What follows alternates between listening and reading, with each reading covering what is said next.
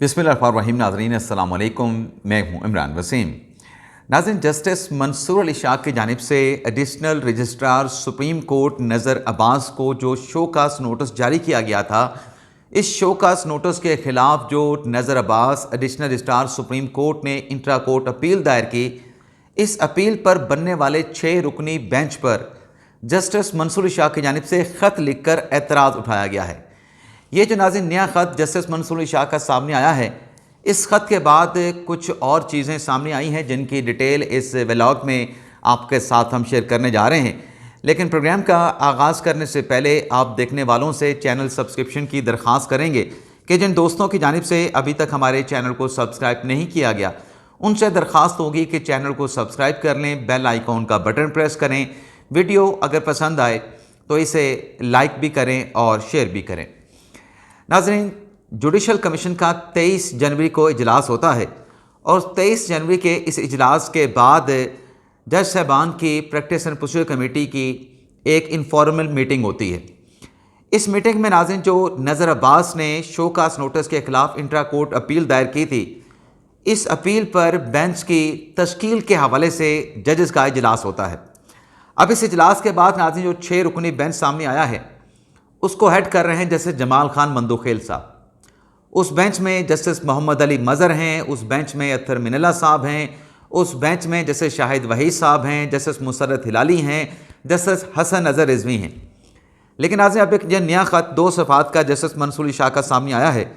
इस ख़त ने एक नया पेंडोरा बॉक्स खोल दिया है।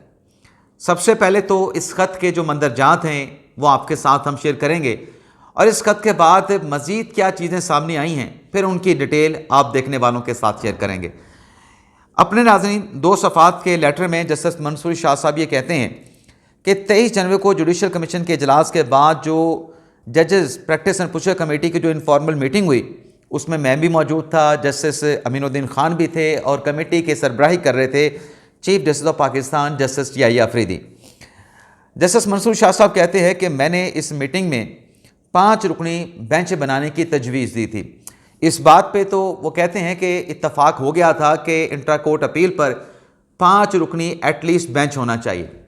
लेकिन जो ख़त है मंसूर शाह साहब का, इसमें जो इन्होंने कहा कि 5 रुकनी बेंच होना चाहिए और इस बात पे हमने इत्तफाक कर लिया था और मेरी जो तजवीज़ 5 रुकनी बेंच की थी, लेकिन मंसूर शाह साहब ये नहीं बता रहे अपने इस लेटर में कि उन्होंने कौन से 5 जजेस सजेस्ट किए थे, यानी जजेस के नाम कि कौन कौन से जजेस मंसूर शाह साहब चाह रहे थे या उनकी बात थी कि ये जजेस 5 रुकनी बेंच में शामिल करने चाहिए। इस हवाले से मंसूर शाह साहब का जो ख़त है वो मुकम्मल तौर पे खामोश है। अलबत्ता मंसूर शाह साहब का ख़त ये ज़रूर कहता है कि मैंने उस मीटिंग में ये बात की थी कि ऐसे जजेस जिनका मफादात का टकराव आता है, जिन जजेस ने वो जो पहला केस था आर्टिकल 191A के हवाले से, वो जो जजेस कमेटी में बैठे थे, उन जजेस को जो है इस बेंच में शामिल नहीं होना चाहिए। अब इस पर आगे चल के मंसूर शाह साहब अपने ख़त में कहते हैं कि याहिया अफरीदी साहब ने कहा था कि मैं तो पसंद करूंगा कि 4 रुकनी बेंच भी, इससे भी काम चल सकता है। लेकिन क्या जस्टिस याहिया अफरीदी साहब का, क्योंकि ख़त जो बात कहानी बयान कर रहा है, अब वो कहानी मुकम्मल तब होगी जब चीफ जस्टिस याहिया अफरीदी साहब का मौक़िफ़ कोई सामने आएगा कि उन्होंने 4 रुकनी बेंच का तो कहा कि मैं तो 4 रुकनी बेंच को पसंद करूंगा। क्या वो ये फैसला कर चुके थे कि 4 रुकनी बेंच होना चाहिए? लेकिन बहरहाल नाज़रीन आगे बढ़ते हैं। मंसूर शाह साहब कहते हैं कि कमेटी का इजलास यहाँ पे ख़त्म हो गया। उसके बाद रात 9:33 पे मेरे सेक्रेटरी को इंट्रा कोर्ट अपील पर 6 रुकनी बेंच की जो है वो फ़ाइल भिजवाई जाती है। जब वो फ़ाइल मेरा सेक्रेटरी मुझे भिजवाता है तो मैं उस पर ये जवाब देता हूँ कि अब इस फ़ाइल को मैं सुबह देखूँगा। अब नाज़रीन यहाँ पे सवाल ये पैदा होता है कि वो प्रैक्टिस एंड प्रोसीजर कमेटी के जजेस तो अपनी जगह पे मौजूद हैं, वो इंतज़ार कर रहे हैं कि जस्टिस मंसूर अली शाह साहब जो उनको रोस्टर भेजा गया है, जो उनको 6 रुकनी बेंच सजेस्ट किया गया है, उस पर अपनी राय दें। लेकिन मंसूर अली शाह साहब कहते हैं कि मैंने कहा कि मैं इस पर सुबह रिप्लाई करूँगा, सुबह अपना जवाब दूँगा। लेकिन फिर मंसूर शाह साहब अपने ख़त में कहते हैं कि बाद अज़ां 10:28 पे मेरे सेक्रेटरी की जानिब से इंट्रा कोर्ट अपील पर बनने वाले बेंच का जो रोस्टर है, यानी 27 जनवरी को इस केस की समाअत की जो कॉज लिस्ट है, जो रोस्टर है, वो भिजवा दिया जाता है। अब मंसूर अली शाह साहब नाज़रीन एतराज़ जो उठा रहे हैं वो मैं एतराज़ आपके सामने रखूँगा। मंसूर अली शाह साहब ये कहते हैं कि मैंने कमेटी में कहा था कि जो इंट्रा कोर्ट अपील पर बेंच बने اس میں وہ ججز شامل نہ کیے جائیں جن کا مفادات کا ٹکراؤ ہے۔ اب ناظرین، اس خط کا اگر ہم پوسٹ مارٹم کریں یا سکروٹنی کریں تو منصور علی شاہ صاحب جیسے کہہ رہے ہیں کہ میں نے 5 رکنی بینچ کی تجویز دی تھی، تو جج تو اس میں جو بینچ بنا ہے وہ 6 رکنی ہے، تو ایک جج اضافی ہوا، لیکن لیٹر میں جسٹس منصور علی شاہ صاحب 2 ججز پہ اعتراض اٹھا رہے ہیں، ایک جسٹس جمال خان بندوخیل پہ، دوسرا اعتراض اٹھا رہے ہیں جسٹس منصور علی شاہ صاحب جو ہیں وہ جسٹس محمد علی مدر صاحب پہ۔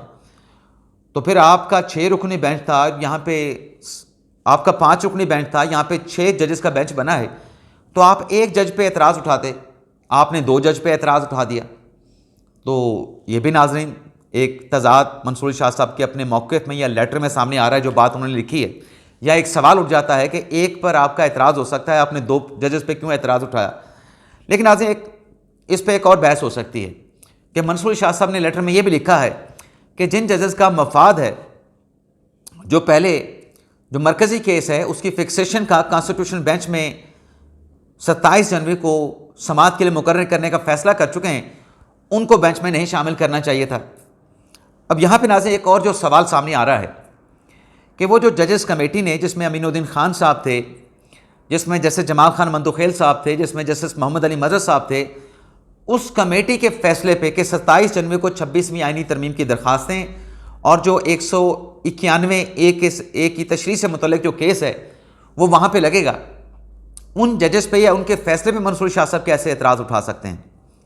میری نظر میں تو نہیں اٹھا سکتے، کیونکہ اس کمیٹی کو جو کیس ریفر کیا گیا تھا، اس کمیٹی کو کیس ریفر کیا تھا جسٹس یحییٰ افریدی صاحب کی کمیٹی نے۔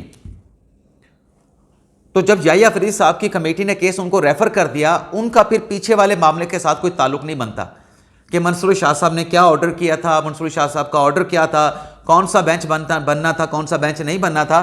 تو مندوخیل صاحب کا اور جسٹس محمد علی مدر صاحب کا تو اس کیس پورے کیس کے ساتھ جو اعتراض منصور شاہ صاحب کا ہے، نہ کوئی تعلق بنتا ہے، نہ کوئی واسطہ بنتا ہے، نہ کوئی لینا دینا بنتا ہے۔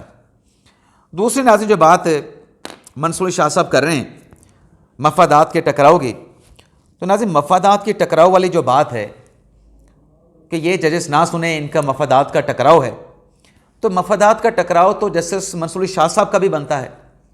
وہ جو آرٹیکل 191A والا کیس انہوں نے اپنے سامنے لگایا، جس پر بینچ بنا، بینچ نہیں بنا، پھر شوکاس نوٹس جاری ہو گیا، جسٹس منصور شاہ صاحب بھی تو اسی آرٹیکل 191 کے متاثرہ ہیں۔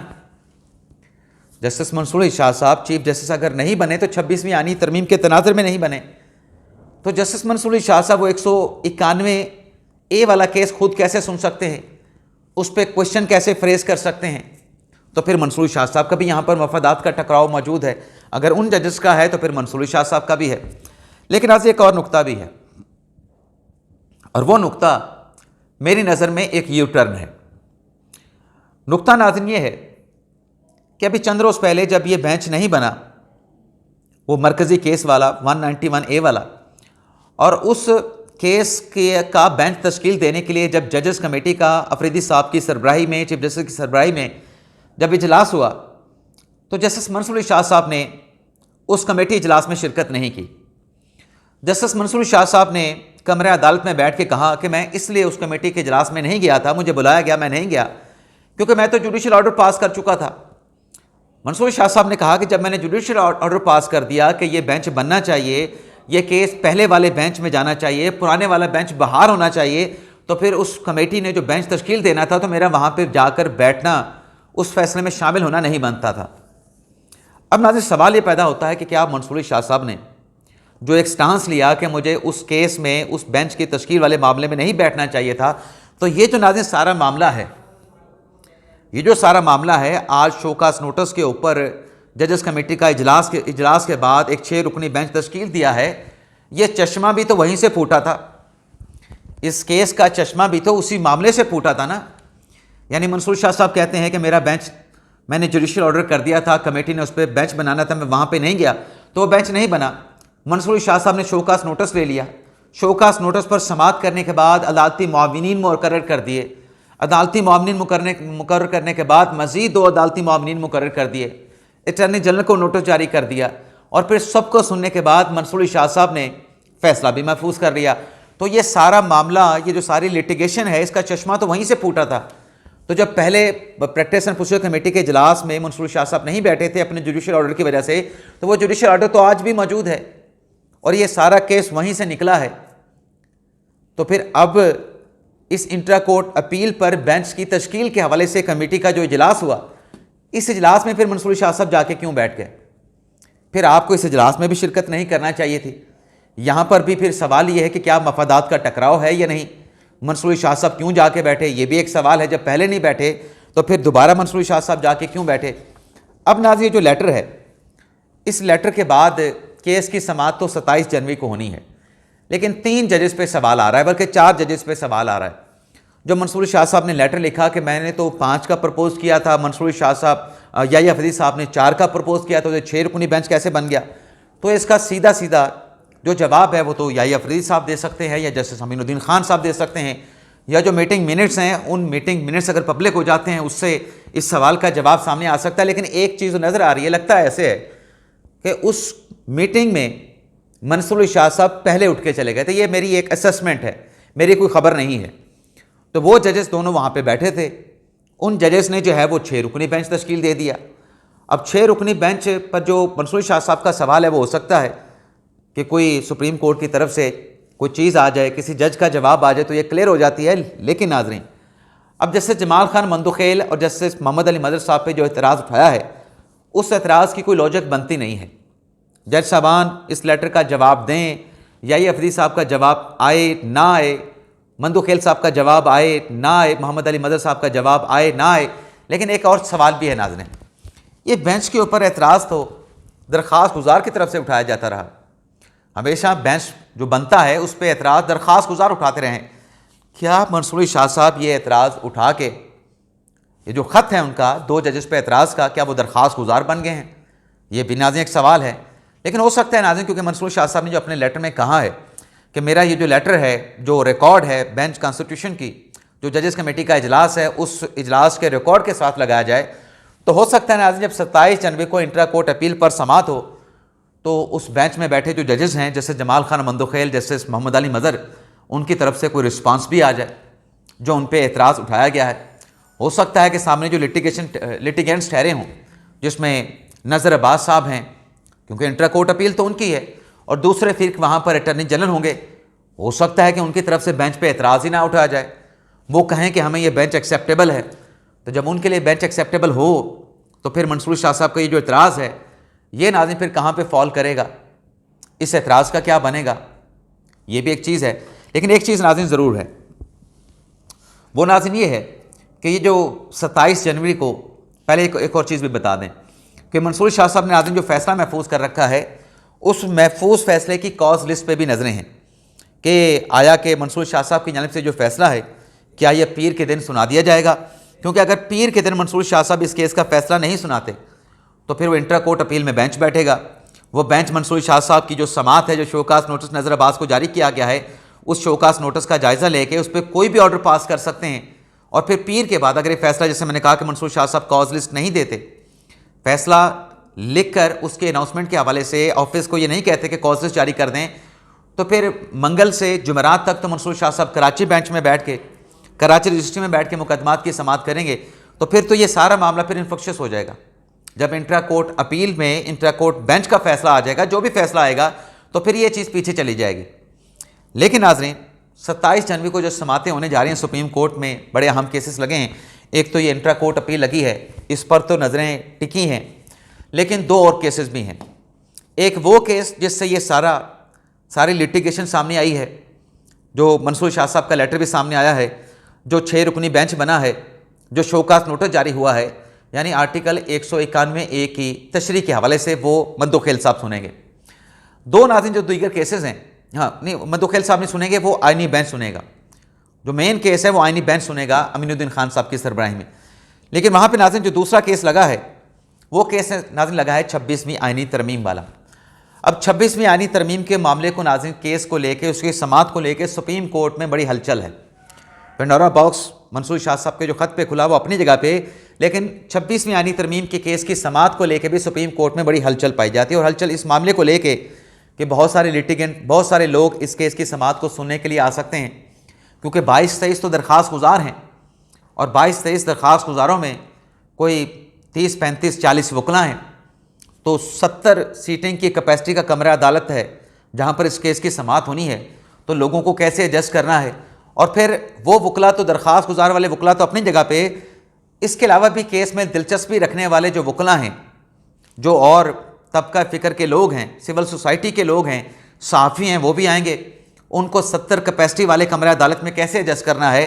تو اس حوالے سے ناظرین فیصلہ یہ کیا گیا ہے کہ خصوصی پاسز جاری کیے جائیں گے، صحافیوں کو بھی خصوصی پاسز جاری کیے جائیں گے، اور کمرہ عدالت میں کیپیسٹی سے زیادہ صحافی نہیں ہوں گے، لوگ نہیں ہوں گے، اور جو ایکسٹرا لوگ آئیں گے ان کے لیے کمرہ عدالت نمبر 6 اور 7 میں جو سماعت ہے اس کی آڈیو کا وہاں پہ بندوبست کیا جائے گا۔ جو ایکسٹرا لوگ آئیں گے ان کو کمرہ عدالت نمبر 6 اور 7 میں جو ہے وہ ایڈجسٹ کیا جائے گا۔ اجازت چاہتے ہیں ناظرین، اللہ حافظ۔